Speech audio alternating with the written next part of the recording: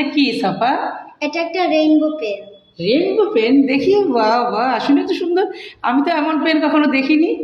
তো কিভাবে বানিয়েছো? প্রথমে কাগজ হার্ট শেপের কেটে তারপর ওইটা রং করছি হুম। আর কষ্টিপ দিয়ে একটা কলমের সাথে আটকায় দিই। কার জন্য বানিয়েছো এটা? মিসের জন্য, কোন মিসের জন্য? খায়রুন্নেসা মিস। আমার জন্য? হ্যাঁ। ওরে আল্লাহ, কি লক্ষ্মী বাচ্চা। সে হচ্ছে সব সময় মানে কিছু না কিছু একটা বানিয়ে আমাকে দিবে। এর আগেও ক্লে দিয়ে কি যেন একটা বানিয়েছিল, সেটা ভিডিও করেছিলাম। এখন আবার দেখেন এই যে রেইনবো পেন, আসলে আমি জীবনে কখনো এত চমৎকার রেইনবো পেন কখনো ব্যবহার করিনি। তো সাফা আমাকে একটা রেইনবো পেন দিল, আমার ভীষণ ভালো লাগছে। অনেক ধন্যবাদ সাফা তোমাকে, তোমার চমৎকার উপহারের জন্য।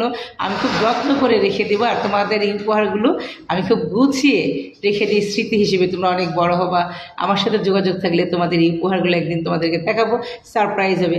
আমার ভীষণ পছন্দ হয়েছে তোমার এই গিফটটা, তো খুবই ভালো লাগছে। তুমি বলো তোমার অনুভূতি বলো, আমাকে যে গিফটটা দিতে পারছো তোমার কেমন লাগছে? আমার অনেক ভালো লেগেছে। মিষ্টি গিফট দিতে ভালো লাগে? হ্যাঁ। নিজে হাতে বানানো গিফট দিতে ভালো লাগে? হ্যাঁ। ওকে বাবা, থ্যাংক ইউ ভেরি মাচ।